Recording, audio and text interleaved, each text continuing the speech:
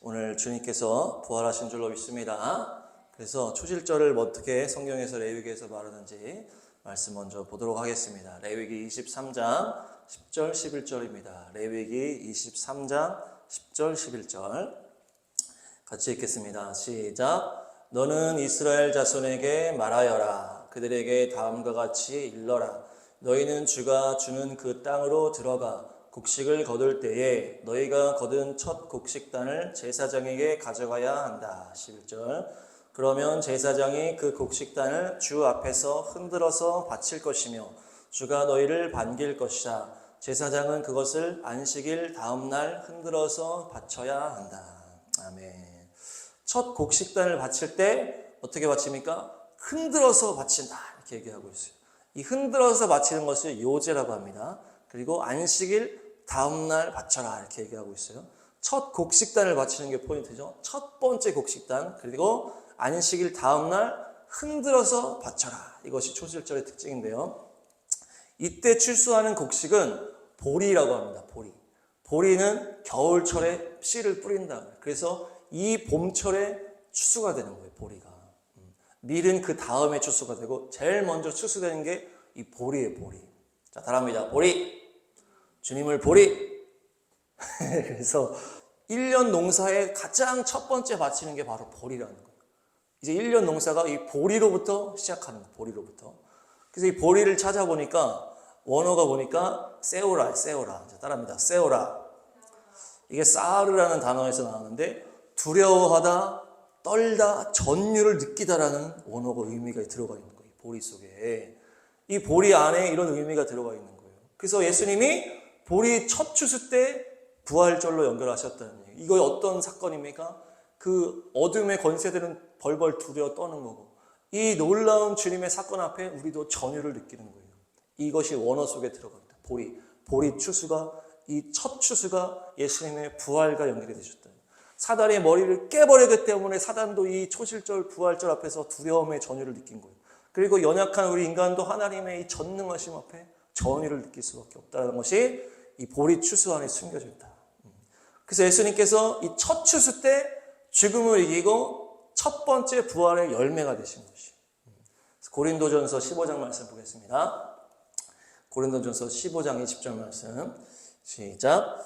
그러나 이제 그리스도께서는 죽은 사람들 가운데서 살아나셔서 잠든 사람들의 첫 열매가 되셨습니다. 할렐루야. 주님께서 보리 첫 추수하는 그 날짜를 맞춰서 부활의 첫 열매가 되셨다는 얘기예요. 첫 추수와 첫 열매, 부활의 첫 열매가 연결이 되는 것입니다. 그래서 예수님께서 부활의 첫 열매가 되신 줄 믿습니다. 할렐루야. 그래서 우리가 예수님 따라 계속 추수가 되는 거예요.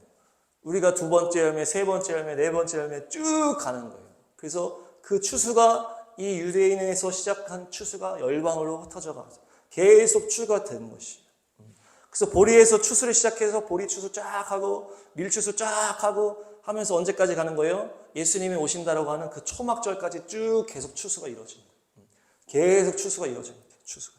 그래서 그 추수가 초막절에 끝날 때 예수님이 초막절에 오시는 것과 이 땅의 추수가 계속 진행되는 것과 연결이 되는 거예요. 이 절기가. 그래서 이 유대인 이스라엘 안에서 시작한 복음이 열방 가운데 계속 흘러가는 거예요. 추수예요. 추수.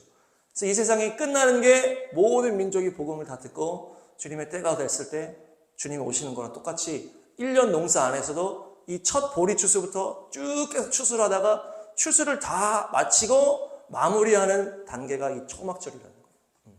그래서 초막절에 예수님이 오신다는 얘기죠. 그래서 이 부활하신 이 첫 열매 되신 예수님의 부활을 어떻게 된다? 우리가 흔들어야 된다. 흔들어야 돼. 요제 흔드는 걸로 야 봐라. 거제는 십자가 높이 드는 거랑 연결했지만 이 요제는 깃발을 흔드는 거랑 연결해. 흔드는 거예요. 다 보게끔 만드는 거예요. 그래서 이거를 흔들어서 이 복음이 퍼지고 퍼졌대. 그래서 우리가 모두가 보도록 모두가 인식하도록 그 부활의 소식을 전하고 선포해야 된다는 얘기예요. 그렇게 예수님께서 6월절에 어린 양으로 죽으시고 안식일에 무덤으로 들어가셨다가 부활의 첫 열매로 초실절에 부활의 첫 열매로 죽음을 이기고 부활하신 것입니다. 이것이 기독교 신앙의 가장 핵심이요 가장 중요한 사실이다. 그래서 예수님이 부활하신 다음에 제자들의 그 정체성을 얘기하는 표현이 어떻게 나오냐? 사도행전 1장 22절 한번 보겠습니다. 사도행전 1장 22절에 보니까 사도행전 1장 22절 시작. 곧 요한이 세례를 주던 때로부터 예수께서 우리를 떠나 하늘로 올라가신 날까지 늘 우리와 함께 다니던 사람 가운데서 한 사람을 뽑아서 우리와 더불어 부활의 증인으로 삼아야 할 것입니다. 아멘. 제자들의 정체성이 뭡니까? 부활의 증인이요. 부활의 증인. 부활의 증인이 되는 것이에요. 예수님께서 죽으시고 살아나셔서 부활의 첫 열매가 되셨다는 것을, 이 영광에 참여하는 게 뭡니까? 부활의 증인이 되는 것이 영광에 참여하는 것이. 이것이 복음의 핵심인 것이. 악한 천주교에서는 어떻게 해요? 예수님을 십자가에 계속 매달아 놓잖아. 십자가에다 예수님이 다 매달려 있어. 근데 교회에서는 십자가가 비어있는 십자가, 예수님이 부활하신 십자가라는 거예요. 왜 예수님 부활하셨는데 십자가 계속 매달아 놓냐고. 예수님이 아기로만 계속, 마리아 품속에 아기로만 계속 하고, 예수님이 십자가에 매달아 놓기만 하고, 그렇게 하니까 부활의 능력이 없기 때문에 자꾸 타락하고 이단까지 가버리는 거 아닙니까? 공산주의 종교다원주의로 가는 거예요. 우리에게 부활의 생명이 없다면은 십자가 보고 아무리 울어도 아무 소용이 없어요. 아무 능력이 없다는 얘기예요. 부활의 능력이 십자가의 완성인 것이에요. 예수님은 왜 죽으셨어요? 부활하기 위해서 죽으신 거예요. 죽는 거를 좋아하셨기 때문에 죽는 게 아니잖아요. 죽는 게 좋은 사람이 누가 있겠어요? 예수님도 그 고통을 참으시면서 감당하셨는데 뭡니까? 부활을 바라보고 죽으셨다는 얘기예요. 십자가는 결국 부활로 완성이 되는 것입니다. 히브리서 한번 보도록 하겠습니다. 히브리서 12장 2절. 히브리서 12장 2절 시작. 믿음의 창시자요 완성자이신 예수를 바라봅시다. 그는 자기 앞에 놓여있는 기쁨을 내다보고서 부끄러움을 마음에 두지 않으시고 십자가를 참으셨습니다. 그리하여 그는 하나님의 보좌 오른쪽에 앉으셨습니다. 아멘. 뭡니까? 그 십자가의 그 부끄러움과 고난을 어떻게 했다? 앞에 있는 기쁨 때문에 참으셨다는 얘기예요. 부활하기 위해서 십자가를 지셨다는 얘기, 한마디로. 그 앞에 있는 그 부활의 기쁨을 바라보고 십자가로 달려갔다는 얘기예요. 그냥 십자가 자체에 의미가 있는 게 아니라는 얘기예요. 부활로 연결됐기 때문에 그 십자가의 능력이 있다는 얘기예요. 십자가에 죽은 사람이 얼마나 많았겠어요. 그렇지만 예수님은 십자가에서 죽으시고 끝난 게 아니고 3일 만에 부활하셨기 때문에 그 십자가가 능력이 있는 것입니다. 부활이 없다면 우리의 믿음도 헛것이라고 바울이 말했어요. 고린도전서 15장. 고린도전서 15장 부활장 14절 한번 다시 선포하겠습니다. 고린도전서 15장 14절 시작. 그리스도께서 살아나지 않으셨다면 우리의 선포도 헛되고 여러분의 믿음도 헛될 것입니다. 부활하지 않으셨다면 우리의 믿음이 헛된 믿음이라는 거, 헛된 믿음. 아무리 예수님이 좋은 일을 많이 하시고 병자를 고치시고 귀신을 쫓아내셨다고 하셨다 하더라도 십자가에서 죽으시고 그냥 끝났다 하면은 아무 능력이 우리한테 없다는 얘기예요. 살아있을 때 좋은 일 한 사람 얼마나 많겠어요. 병 고친 사람 얼마나 많겠어요. 선지자들 중에도. 그러나 예수님은 무엇으로 하나님의 아들이심을 증거하셨다? 부활하심으로 하나님의 아들이심을 선포하셨다는 얘기예요. 그래서 로마서 1장 4절에 이렇게 말하는 것이에요. 로마서 1장 4절 시작. 성령으로는 죽은 사람들 가운데서 부활하심으로 나타내신 권능으로 하나님의 아들로 확정되신 분이십니다. 그는 곧 우리 주 예수 그리스도이십니다. 아멘. 부활의 권능으로 말미암아 하나님의 아들로 확정이 됐다는 얘기예요. 죽으시고 부활하셨기 때문에 하나님의 아들임이 확실해졌다는 얘기죠. 그래서 예수님의 부활의 능력이 우리를 살리는 것입니다. 할렐루야. 부활의 권능으로 입혀주시길 바랍니다. 십자가로 나아가서 죽으시고 부활하시는 거예요. 예수님과 함께 죽을 때 부활하는 거예요. 다른 거 붙잡고 죽어봐야 부활이 없어요. 예수님 붙잡고 죽으면 예수님과 함께 죽고 예수님은 살아나셨으니까 예수님과 함께 살아나는 거예요. 다른 거 아무리 붙잡고 우리가 죽어도 자폭이에요. 자폭, 자멸. 예수님 붙잡고 죽으면 부활하는 거예요. 이것이 예수님의 이름의 능력이다. 아무리 내가 선한 일을 죽을 힘을 다해서 하고 아무리 내가 멋진 일을 세상에 도움되는 일을 죽을 힘을 다하고 해서 해도 죽어도 그냥 죽고 끝이에요. 오히려 지역 심판이 있는 거예요. 그러나 예수님과 함께 예수님을 위해 죽으면 어떻게 되는 거예요? 부활의 영광을 누리게 된다는 것입니다. 그래서 예수님의 이름과 예수님의 그 부활의 능력이 있다는 얘기. 그래서 우리가 예수님께 목숨을 걸 수가 있는 것이에요. 다른 거에 아무리 목숨 걸어봐야 다 자기 손해야, 자기 손해. 그렇지만 예수님께 목숨 걸면은 그 뒤에 뭐가 있다? 부활이 있다는 거예요, 부활. 그래서 우리가 예수님께 죽도록 충성하는 줄 믿습니다. 예수님 안에 부활의 능력이 우리에게 입혀지는 줄로 믿습니다. 그래서 성경에서 부활의 능력을 경험한 인물들을 좀 살펴보려고 해요. 그래서 부활의 권능이 무엇인가 정리해 보도록 하겠습니다. 첫 번째 인물은 무엇이냐? 누구냐? 아브라함이에요. 아브라함. 따라합니다. 아브라함. 아브라함은 75세 때 주님을 제대로 만나서 믿음 생활을 시작하는 거예요. 그래서 주님과 함께 계속 동행하는 삶을 살아요. 그렇게 해서 25년의 신앙생활을 하는 거예요. 그렇게 하면서 어떻게 됩니까? 이삭이라는 그 축복과 그 놀라운 약속의 아들을 받게 되는 것이죠. 그 노년에 오히려 그게 끊겨진 상태에서도 믿음을 잃지 않고 주님을 바라봤을 때 주님께서 은혜를 주셔가지고 아들을 낳게 된 거예요. 이것까지도 너무 놀라운 믿음의 전진인데 어떻습니까? 주님께서 이 부활의 권능을 입히기 위해서 아브라함한테 뭘 도전하십니까? 네 사랑하는 아들을 바쳐라. 네 사랑하는 이삭을 죽여라. 죽여서 나한테 바쳐라. 네 사랑하는 아들을 죽여라. 근데 다 알다시피 어떻게 했어요? 아브라함은 충성으로 순종한 거예요. 그래서 이삭을 죽이는 데까지 간 거예요. 제단에 칼을 찌르는 데까지 갔다는 얘기예요. 그 충성을 했을 때 부활의 권능으로 승리한 믿음의 인물이 된 것입니다. 그래서 히브리서에서는 아브라함이 이삭을 바친 사건을 부활과 연결하고 있는 것이 히브리서 11장 19절입니다. 히브리서 11장 19절 시작. 하나님께서는 이삭을 죽은 사람들 가운데서도 되살리실 수 있다고 아브라함은 생각했던 것입니다. 그러므로 비유하자면 아브라함은 이삭을 죽은 사람들 가운데서 대받은 것입니다. 아멘. 이 아브라함이 죽일 수 있었던 것까지는 어떻게 갔다는 얘기예요? 부활한다고 믿었다는 얘기예요. 내가 죽여도 주님이 이삭을 부활시킬 수 있다. 여기까지 갔다는 얘기예요, 아브라함이. 이게 그야말로 부활의 권능이다. 부활의 권능이 있으면 결국 뭘 할 수 있습니까? 이 세상에 어떤 절망도 이길 수가 있는 것이에요. 자기 아들이 죽는 것이 가장 큰 절망 아니겠어요? 내 자신이 죽는 건 죽고 끝나는 거니까 모르겠지만 내가 가장 사랑하는 사람이 죽는 것이 이 세상 가장 슬픈 일이잖아요. 근데 이것을 돌파한 것이에요. 뭘로? 부활의 권능으로 돌파하는 것입니다. 아브라함이 부활의 권능이 입혀졌기 때문에 자기 사랑하는 아들도 주님께 드릴 정도로 그 가장 어려운 일을 감당할 수 있다는 얘기예요. 그래서 부활의 권능은 죽음을 돌파하는 이 세상의 가장 강력한 문제도 이길 수 있는 것이 부활의 권능이에요. 이 세상의 가장 강력한 문제가 죽음이잖아요. 그래서 성도들은 죽음을 슬퍼하지 않는다. 다시 우리 천국에서 다시 만납시다. 이게 되니까 슬퍼하지 않는 거예요. 그러니까 죽음을 돌파해버린 거예요. 근데 이것을 알지 못하는 믿음 없는 사람들은 어떻게 되는 거예요? 죽음 가운데 서면 다 벌벌 떨 수밖에 없는 거예요. 너무 슬픈 거, 절망 가운데. 누가 죽었다. 그러면 그냥 소망이 없는 거예요. 그냥 내가 사랑하는 누가 죽었어. 그럼 어디 만날 기약이 없어. 그러니까 그냥 너무 슬퍼. 그거를 세상에서는 해결할 답이 없는 거예요.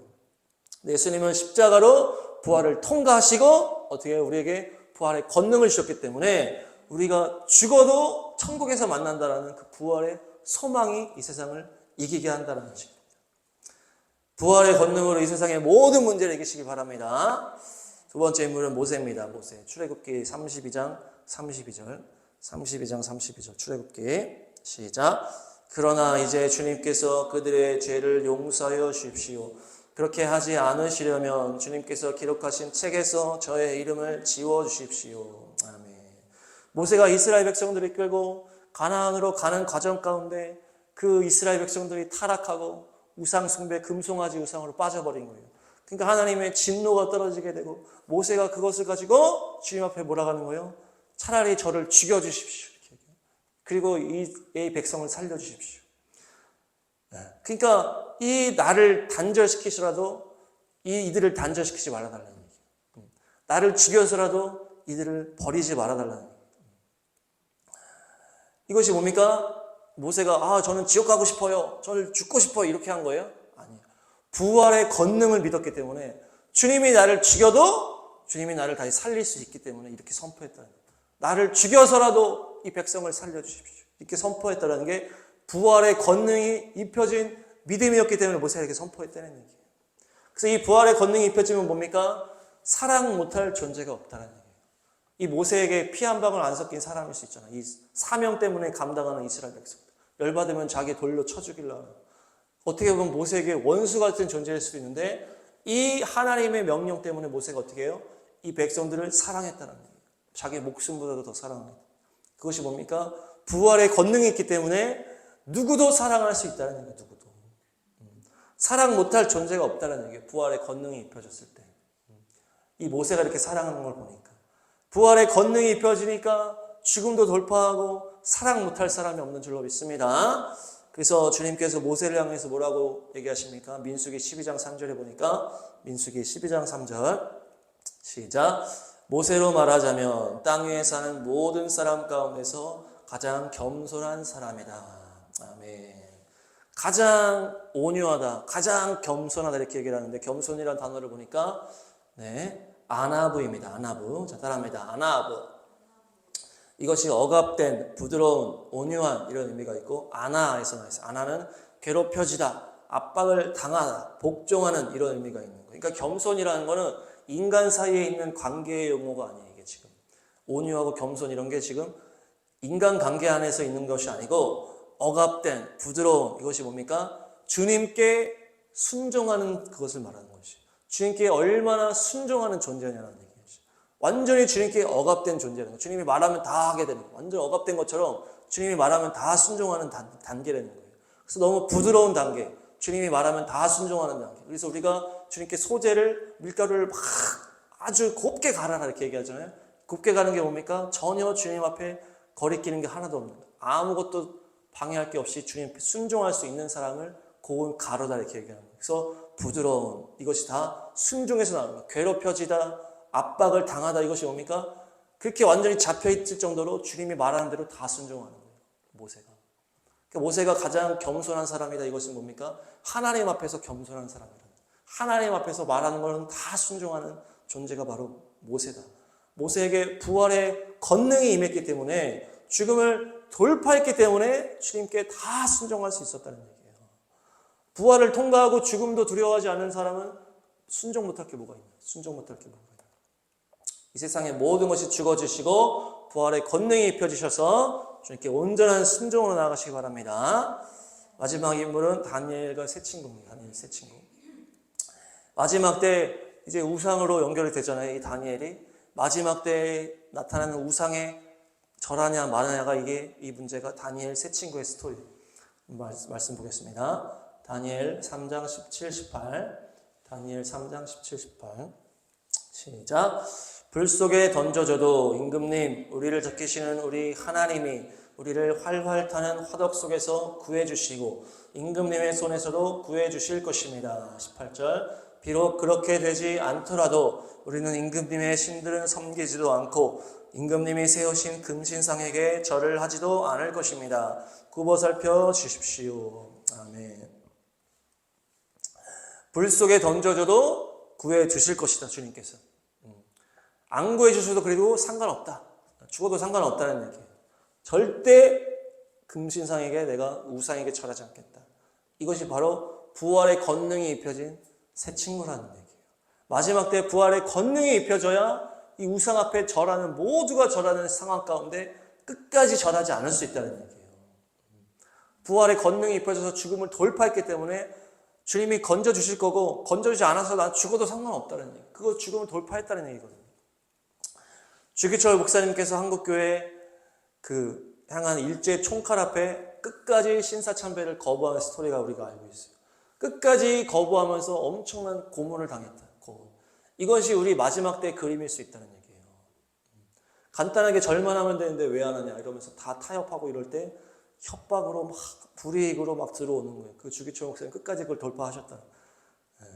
한 방에 죽이신 게 아니었다. 그래서 우리가 막 순교 얘기 막 할 때 순교가 힘든 이유가 우리 한 방에 죽으면 힘든 일이 없는데 고문당할까 봐 우리가 막 그런 게 있잖아요. 두려운 마음이 있을 수 있잖아요. 근데 주기철 목사님은 그 고문 중에서도 고문을 당하셨다. 긴 시간 당하셨어요. 긴 시간. 주기철 목사님은 그것을 다 감당하셨다는 얘기예요. 모든 교단과 교회가 다 넘어갔어. 눈치 볼 대상도 없어. 다 넘어갔기 때문에. 주변에서 막 잘하는 사람이 많이 있었으면은 그것 때문에 조금 그럴 수 있겠지만 다 타협했기 때문에 눈치 볼 대상 하나도 없다는 얘기예요. 근데 하나님만 눈치 보는 거예요. 하나님만. 근데 이 주기철 목사님은 주님이 이해해 주시겠지, 용서해 주시겠지 이렇게 타협 다 했잖아요. 넘어갈 수 있었다는 얘기예요. 그런데 주기철 목사님은 그렇게 안 넘어갔다는 얘기예요. 그 모진 길을 가셨다는 얘기예요. 고난이 계속되고 고문이 계속되는 상황 가운데서도 주님이 이해해 주시겠지, 용서해 주시겠지 하고 가지 않았다는 얘기예요. 그것이 뭡니까? 겟세마네에서 돌파하신 예수님의 부활의 권능인 거예요. 죽음을 돌파하신 거예요. 내가 주님이 나를 죽게 하셔도 괜찮습니다. 끝까지 그거를 돌파하시고 당당하게 십자가로 가셨던 거죠. 주기철 목사님이 죽음을 이기는 권능, 부활의 권능까지 나가서 내 바닥까지 다 주님께 드렸다는 거예요. 얼마나 많은 수치를 당했다는 거예요.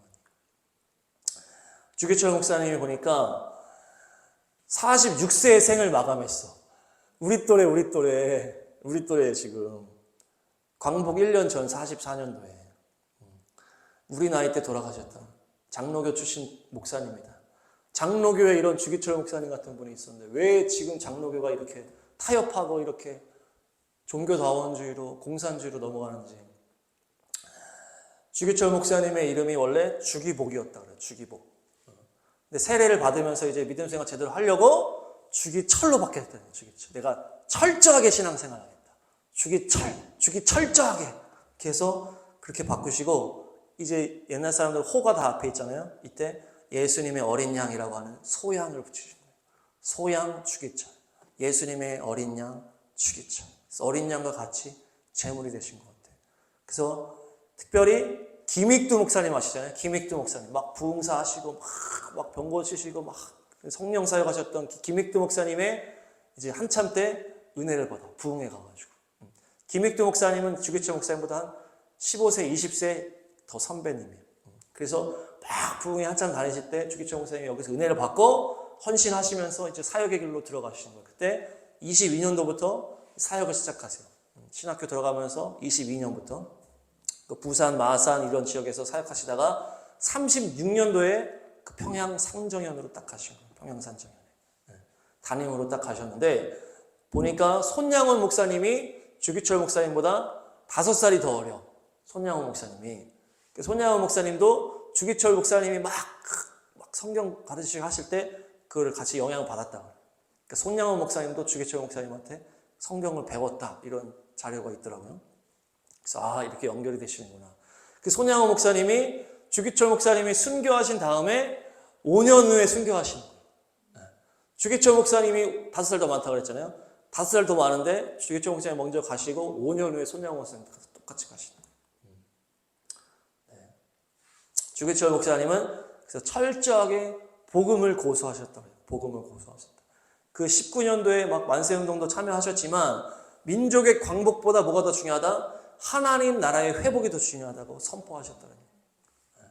복음 중심으로 하셨다는 얘기예요. 교회 중심, 복음 중심으로 하나님의 나라, 하나님의 뜻을 향하여서 사역하셨다는 얘기예요. 그렇게 교회 중심으로 하셨는데 38년도에 이제 신사참배를 강요하는 일이 시작되는 거예요. 그래서 연도를 계산해 보니까 38년부터 44년까지잖아요. 7년이었다. 7년 환란까지 연결이 되어 있어요. 마지막 때 이 광복이 45년이 딱 끝나는 거니까 38년도부터 45년까지 하면 거의 7년이잖아요. 이 7년 환란과 연결이 돼요. 그 전까지는 신사참배 막 이렇게 안 했는데 38년부터 신사참배로 막 강요하면서 사람 잡아 죽이고 막 하기 시작하는 거예요. 그것이 딱 7년이에요. 7년. 그래서 마지막 때 7년 환란과 연결되는 인물이라는 거예요. 주기철 목사님이.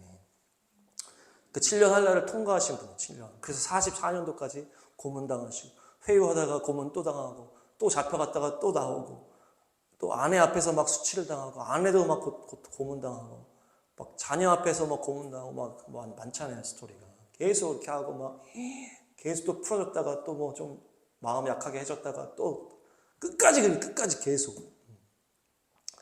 그래서 44년 4월 21일에 이제 아내와 마지막 면회를 했다 그래요. 마지막 면회.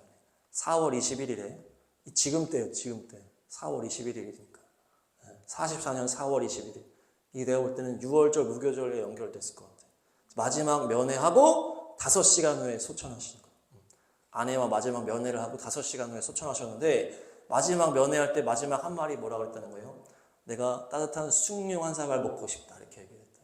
몸이 완전히 이제 고문으로 쇠약해진 다음에 숭늉 한 사발 먹고 싶다 이렇게 얘기하고 5시간 후에 소천하셨는데 예수님이 십자가에서 내가 목마르다 했던 거랑 지금 연결되죠. 그렇게 4월 이 6월절 이맘때에 어린 양 예수님과 같이 이렇게 순교하신 분이 주기철 목사입니다.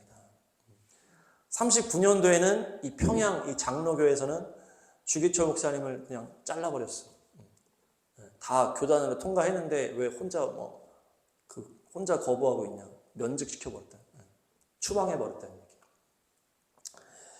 주기철 목사님의 설교를 좀 읽고 마치겠습니다. PPT 보시면 거의 마지막 때 이런 설교를 하셨다 그래요. 주님은 나를 위하여 십자가에 달리셨습니다. 머리에 가시관, 두 손과 두 발이 쇠못에 찢겨져 최후의 피 한 방울까지 쏟으셨습니다.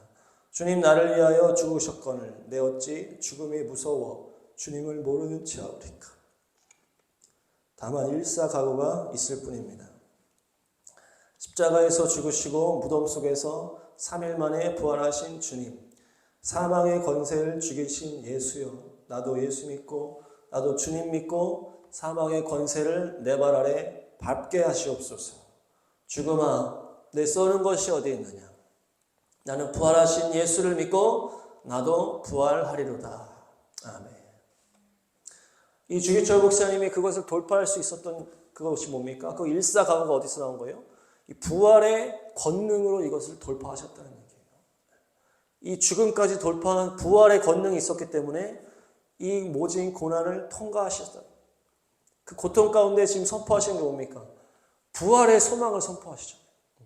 부활의 기쁨, 소망을 바라봤기 때문에 그 죽음을 돌파하셨다는 얘기예요. 그만큼 이 부활의 생명이 중요하다는 것입니다. 부활의 권능이 입혀주시길 바랍니다. 그것이 바로 믿음이에요, 믿음. 우리가 마지막 때 엄청난 박해가 올 때에 또 우리 주기철 목사님 같은 믿음의 선배를 기억하면서 타협하지 않고 끝까지 목숨 걸고 우리 믿음을 사수하시는 은혜가 있기를 축복합니다. 정리하겠습니다. 예수님께서 보리의 첫 추수단을 바치는 그 초실절에 부활하신 것. 이 보리에는 무슨 뜻이 숨어있다? 두려워하다, 전율을 느끼다. 두려울 정도로 전율을 느낄 정도의 놀라운 죽음을 이긴 부활을 완성하신 것이 이 초실절의 이 부활절이다. 그래서 예수님을 전하는 자들은 부활의 증인인 것입니다. 그래서 우리가 요제, 세상 앞에 막 흔들어서 선언해야 돼. 주님이 부활하셨다. 너의 모든 죄를 십자가에서 죽으시고 다시 살아나셨다. 선포하는 것. 그것이 요제, 선포하는 것. 그래서 이 부활의 권능을 돌파한 아브라함은 부활의 권능까지 죽음을 돌파하고 부활까지 갔기 때문에 그 이삭을 죽일 수 있었다. 이삭을 바칠 수 있었다. 그 믿음을 돌파할 수 있었다. 그래서 우리가 어떤 세상의 문제도 부활의 권능으로 이길 수 있다. 또한 모세 그 부활의 권능이 입혀졌기 때문에 그 백성들을 자기 목숨 걸고 사랑했다. 원수까지도 사랑할 수 있는 능력이 부활의 권능이 있는 것입니다. 다니엘의 세 친구 끝까지 내가 죽음 앞에서도 타협하지 않고 무상하게 절하지 않는다. 그래서 주님이 나를 구해주지 아니하시더라도 내가 상관없다. 그리 아니하실지라도 상관없다. 그래서 일제 신사참배 그 7년 환란 가운데 목숨 바쳐 끝까지 돌파한 주기철 목사님도 부활을 소망하시면서 일사각오로 나가셨다. 끝까지 신앙의 절개를 지키는 순교자의 모범이 되어주셨다는 얘기예요. 그래서 이 초실절 아침 부활의 권능이 우리 모든 심령에 부어줄 줄 믿습니다.